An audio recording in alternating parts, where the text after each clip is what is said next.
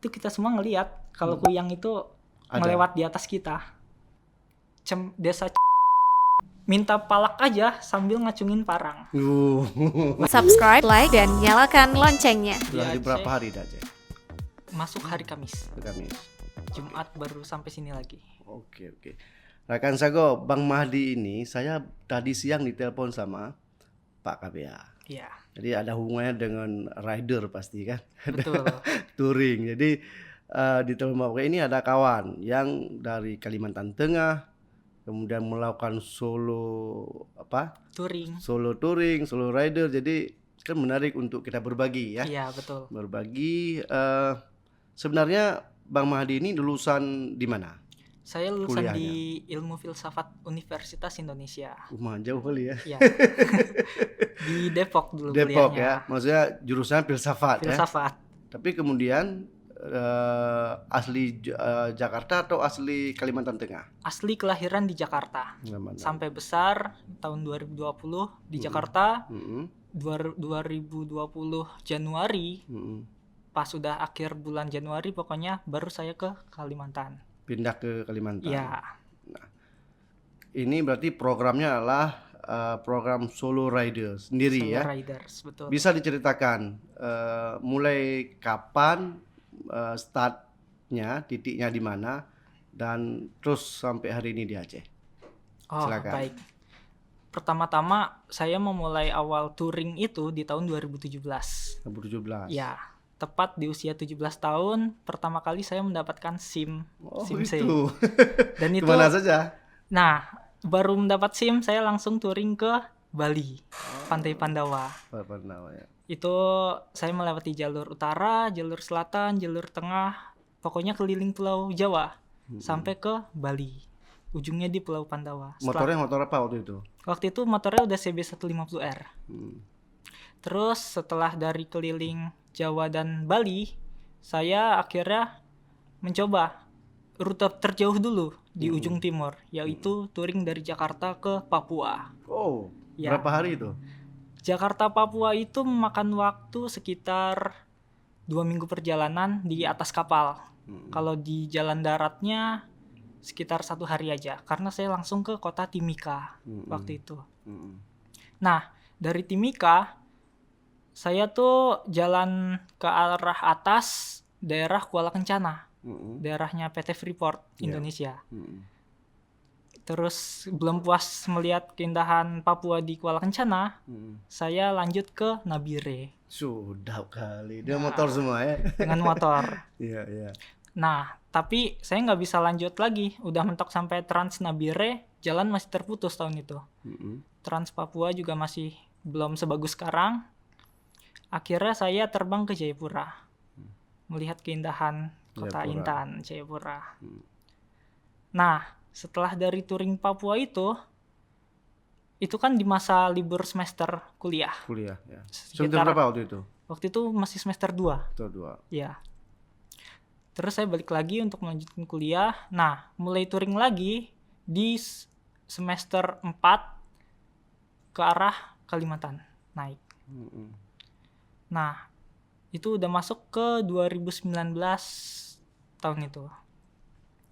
Terus kan karena Kalimantan itu luas banget ya, Iya, luas. sangat luas. Akhirnya saya dibagi dua waktu. Jadi sekaligus nengok orang tua juga. Orang tua kebetulan udah pindah ke Kalimantan. Terus melanjutkan rute kedua setelah balik dari Jakarta itu. Itu udah masuk di tahun 2020 awal. Iya. Itu baru saya mengelilingi Kalimantan Barat, Kalimantan Tengah, sama Kalimantan Selatan. Jadi sepotong-potong kalau di Kalimantan itu saking luasnya. Luas sekali ya. Iya. Terus ya karena baru sampai Kalimantan Selatan, belum puas juga karena masih liburan kuliah kan udah habis. Iya. Balik dulu ke Jakarta sekaligus menyelesaikan kuliah. Di tahun 2021 menghabiskan Kalimantan Timur sama Kalimantan Utara. Itu sampai kota Tarakan. Sempat mampir di titik nol ibu kota Nusantara juga. Ada di Instagram. Ya. Ini lengkap ini. Aceh sudah, di Nol Aceh sudah, Papua sudah, IKN juga sudah. IKN sudah. Nah, setelah dari ibu kota Nusantara ini, saya tanggung kan, istilahnya udah dekat ke Sulawesi. Akhirnya saya menyeberang dari Balikpapan ke Palu, Sulawesi Tengah. Dengan biaya waktu itu masih 500.000 ya, saya anggap murah lah daripada penyeberangan Semarang Kumai. Kumai itu Pangkalan Bun, Kalimantan Tengah. Itu kan bisa 1 juta. Iya.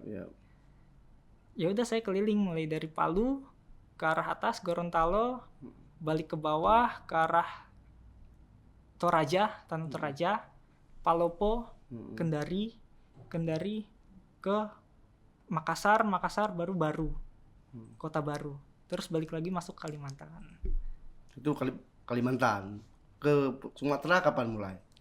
Kalau Sumatera baru mulai ya awal 2023. Waktu itu ada Kopdarnas di Kombo Lampung, Lampung Selatan di Kalianda. Sebenarnya apa yang menjadi ketertarikan untuk melakukan solo rider ini? Kalau ketertarikan solo rider yang pasti mental ya, karena sendiri kan. Terus keberanian juga. Bagaimana cara kita menghadapi suatu masalah apabila terjadi masalah kendaraan di jalan, seperti rantai putus, bearing rodanya hancur. Nah, itu yang dites kalau sendiri itu ya mental. Iya. Bagaimana dengan pembiayaan? Ini kan tidak sedikit membutuh biaya, enggak? Betul. Kalau biaya sih saya menabungkan.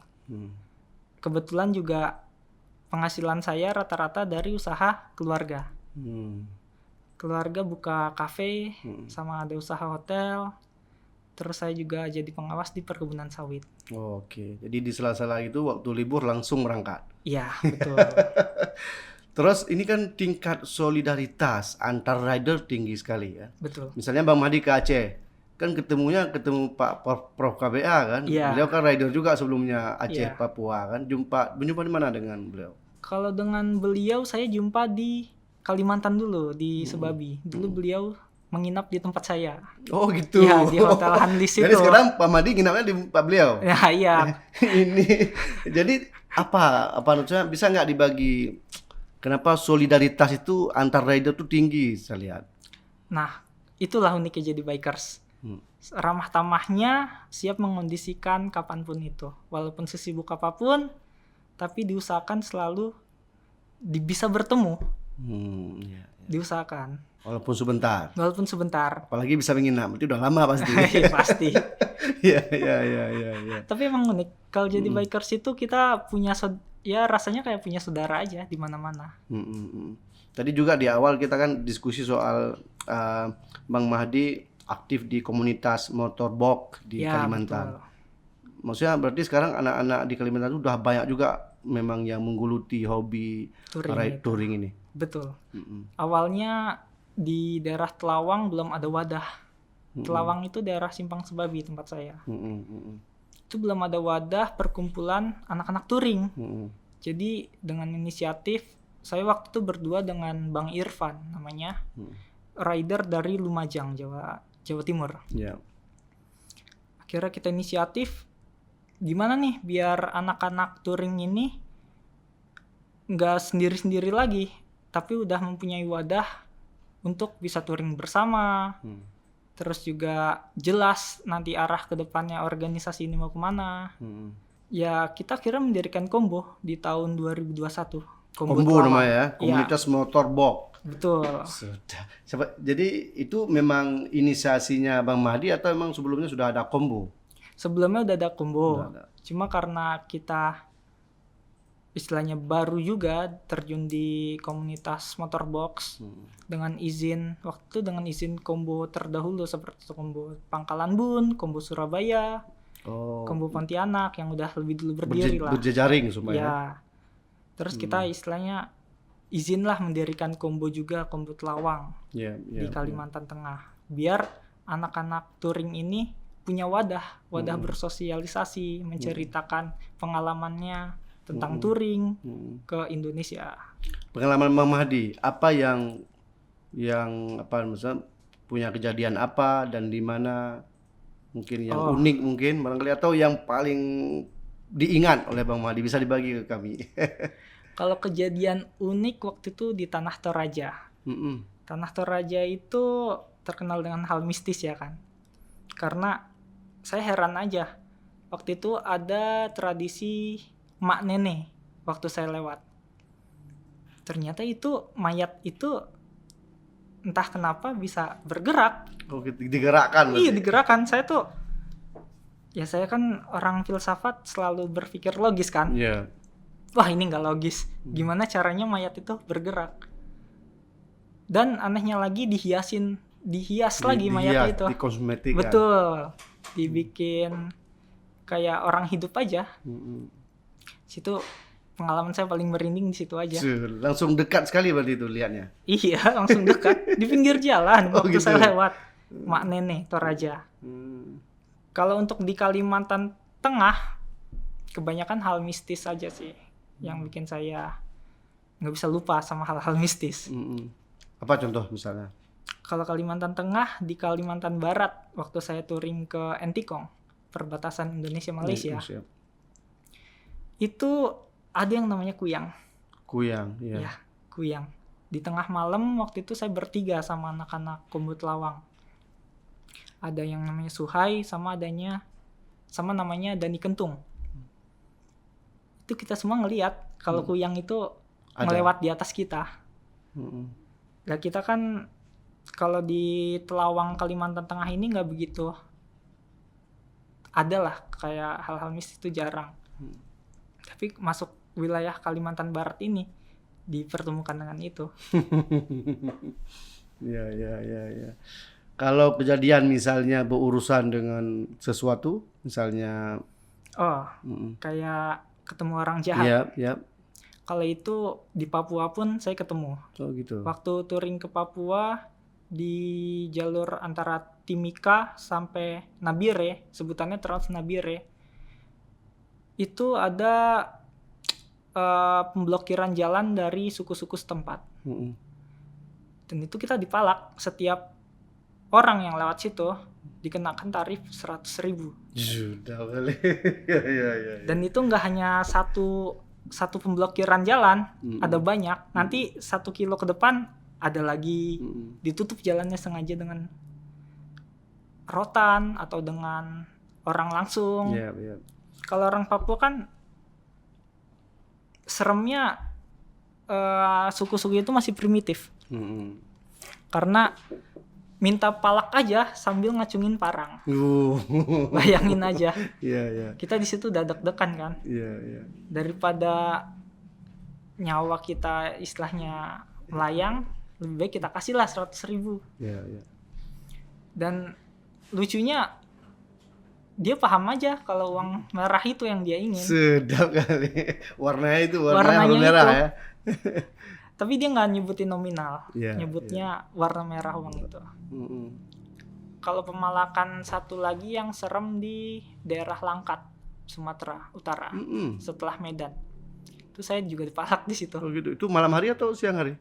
Saya lewat pas malam hari di daerah Desa Cempa, Kecamatan Hinai, ke arah Tanjung Pura di Kabupaten Langkat. Saya pas lewat malam hari, baru keluar dari SPBU, dicegat lah sama orang-orang. Berapa orang? Ada 4 orang. Mm-mm. Dimintain buat katanya uang rokok. Kalau mau lewat 50 dulu lah. Sedap kali. Ngeri emang Langkat. Ya, artinya kan banyak kejadian-kejadian seperti itu. Tapi spirit untuk terus melaju, terus melakukan touring-touring itu apa sebenarnya? Nilai apa yang melandasi itu? Kalau saya lebih ke 7 tempat-tempat wisata kayak di gitu. 0KM Sabang itu kan udah tujuan para bikers. Jadi nggak mau walaupun udah kena hambatan istilahnya masalah di jalan seperti dipalak, mau nggak mau ya kita mau ngasih aja daripada kita nggak bisa lewat dan babak belur nantinya. Betul. Nah, lebih baik kita kasih lah nggak seberapa, yang penting kita bisa lewat dan sampai tujuan gitu. Terus waktu ke Aceh melalui mana? Melalui Medan Banda Aceh atau Medan ke Melabu lewatnya? Lewat Medan Banda Aceh, Medan, Langsa Medan, berarti. Langsa, Dan seterusnya. dan seterusnya. Tapi Lintas timur. begitu Bang Mahdi masuk perbatasan Medan Sumut menuju ke Aceh, apa yang terbayang? Oh, Ini perlu ini apa yang Yang Bang terbayang Mahdi lihat? yang terbayang waktu saya masuki perbatasan Sumut Aceh, terutama jalannya. Tak akuin jalan di Aceh jauh lebih bagus daripada wilayah Sumatera lainnya. Sedap kali ya. Saya pun juga kaget. Tapi katanya orang Aceh miskin loh. Terus. Ya saya heran aja. Katanya provinsi Aceh pendapatannya terkecil sepulau Sumatera. Tapi kok infrastruktur jalannya paling bagus. Jarang sekali ditemui lubang di jalan. Pokoknya top lah Aceh jalannya. Sudah. Mulus bener. Ya. Di mana misalkan kemudian singgah Ya, apa sempat interaksi dengan warga sekitar. warga sekitar, bagaimana responnya? Kalau respon warga sekitar, alhamdulillah baiklah. Terutama warga sekitar itu sering menyuruh kita istirahat. Itu baiknya. Walaupun kita belum capek, baru jalan 2 jam kan bagi bikers masih sebentar ya. Iya. Tapi disarankan tetap istirahat di masjid itu. Di masjid daerah kampung-kampung. Iya. Kata biar lebih bugar badannya. Dan baiknya lagi di masjid itu selalu disediain minuman. Sedap kali. Hebat Itu. emang masyarakat Di mana Aceh. itu kira-kira pengalaman kemarin? Di Langsa, Lok Sumawe, terus di mana lagi ya? Nggak dilengkap Iya. Memang biker nih lengkap catatannya. Nggak sanggup kita jadi penikmat biker aja. Nah itu udah sampai itu biker juga tuh pakai jilbab tuh. Wah iya. Udah Ada sampai. Bu Fitri. Ya. Jadi begitu masuk ke Banda Aceh, langsung telepon Prof KPA dan istri. Iya, mulai masuk perbatasan Aceh jam 8 pagi. Itu saya langsung ngubungin Om KBA. Oh panggilannya Om ya? Iya, Om. Iya. Lebih mudah sedikit. Kalau anak motor rata-rata Om. Oh gitu. Iya, Om. Jadi panggilan anak motor tua muda itu enggak? Lebih ke Yang lebih orang tua, tua Om. Tetap Om. Kalau ke anak muda seusia lah, itu Bang, Bang. Mas. Nah. Emang udah dapat saya keywordnya nih, Om. Tapi emang rata-rata anak motor panggilnya Om. Oh gitu. Iya, udah terbiasa. Jadi ini sudah berapa hari? Saya ulang, sudah berapa hari di Banda Aceh? Di Banda Aceh ini Udah sampai ke Sabang belum? udah sampai Sabang. Oh udah. Dari Banda Aceh berarti langsung ke Sabang. Iya. Sempat nginep dulu kan nyampe di hari Kamis malam. Di Banda Aceh. Rabu malam. Rabu malam di Banda Aceh. Nginapnya di rumah Om KBA. Oh enggak, saya di penginapan. Oh. Karena Om KBA kebetulan lagi sakit. Oh gitu. Hari Rabu itu. Iya, lagi iya. nggak enak badan. Mm-mm. Jadi saya cari penginapan dulu di Jalan Soekarno-Hatta. Ya sana. Mm-mm. Terus baru paginya berangkat ke Ke Sabang. ke pelabuhan Ulele. Ulele. Baru ke Sabang. Ingin sempat nginap di Sabang. Sempat nginep di Sabang 1 malam. Itu malam. Terus ini di hari sekarang Sabtu ya. Ya. Sabtu baru kesini lagi. Bagaimana Sabang? Bisa diceritakan kepada kami atau kepada bikers lain. Oh, iya. Supaya mereka juga harus ke Sabang. Sabang itu uniknya ya, jalanannya. Jalanannya eksotis banget sih bener. Kalau kata orang bikers tuh jalanannya syahdu. Syahdu. Udah jalanan naik turun, banyak hutan-hutan, dingin, pemandangannya bagus, ada pantai, terus langsung tebing. Jalanannya kecil, ya estetik banget gitu. Dan itu sampai rata-rata ya jalannya, sampai ke 0 km itu. Tugu 0 km. Ya, sempat terjun ke sempat lihat ikan. Tapi dia menikmati Sabang 1 hari ya? Iya, menikmati Sabang itu udah 1 hari udah kemana-mana sampai kota Sabang. Ya pastilah. Iya. Kemudian kembali Banda Aceh, ke Banda Aceh kemana aja udah? Banda Aceh tadi sama Om KBA ya keliling-keliling kota aja. Terutama wisata kuliner. Oh ya, kopi ya. Ya kopi, terus Om KBA. bebek, Ya. bebek apa tuh? Bentar. Kuah Saya ini. mulai ganti, saya mulai ganti nama.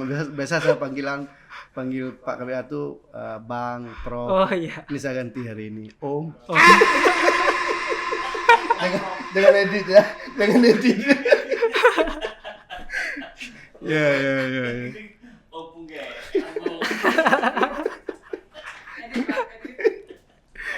tapi Ya. emang uniknya itu bikers panggilannya Om Gitu rata-rata. ya. Kalau perempuan tante. Ya kalau perempuan tante. Jadi kita panggil putri kan tante. Tentu. Mau jalan di Sulawesi sampai Papua, di Kalimantan, Jawa, Sumatera, rata-rata panggilannya Om tante. Sekali rute, sekali berangkat misal seperti ini misalnya. Dari segi pembiayaan berapa? Saya kan mau tahu juga supaya saya mau touring juga. Oh segi pembiayaannya. Pembiayaan kapal dari Kumai ke Semarang hitunglah 1 juta. Tiket motor sama orang.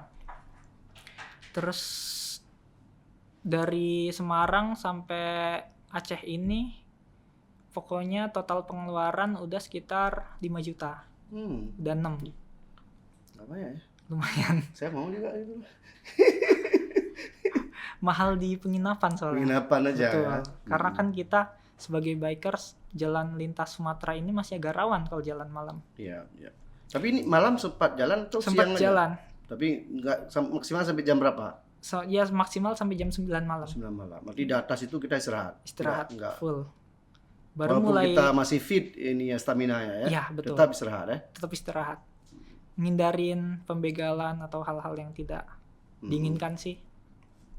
Tapi kembali lagi start mulai pagi jam 6. Apa masukan supaya saya ini bagaimana Bang Mahdi rayu saya lah minimal ya. Saya juga saya juga mau bisa dan punya semangat untuk untuk touring. Apa yang mesti saya lakukan? Gimana? Yang harus dilakukan pertama niat sih. Niat ya. Niat. Masa anak 4 nih, mana kita hantar jemput dia. Gimana Om? Ada kami pergi 2 bulan, pulang lagi. Iya, ini podcast menarik nih yang paling saya pandu ini. Iya. Iya. Jadi, Niat. Ya ambil rute-rute dekat aja dulu. gitu ya. Kayak dari sini mau ke Rute Manangga itu kampung saya dekat 1,5 jam. nggak contoh ke Takengon lah. Takengon. Ya, kan itu ya, indah. ya. Om KBA udah kemarin dari sini Takengon, jumpa bintang 3.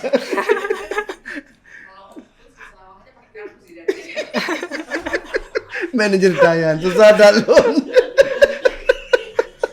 Saya pernah kami sama Pak KBA, Pak Mutaki, Om KBA, Om Mutakin, Om Sulaiman dan Om Adli. Jadi bawa motor saya motor bebek. Jadi dari sini ke mana Om? Ke Lamno. Saya kan nggak ada persiapan, jadi termasuk kardus pakai di sini orang bawa aja untuk supaya nggak masuk angin. Jadi memang saya bermasalah soal touring itu. Makanya saya orang-orang touring itu saya tabik, artinya memang punya bukan hanya stamina, karena itu kan bukan hanya bicara stamina dan Iya. mental kan, bicara lain-lain juga kan. Kesiapan bagaimana di lapangan segala macam. Termasuk badan kan. Iya termasuk Saya badan. touring dari sini ke Lamno itu pulang udah masuk angin. Itu masalahnya.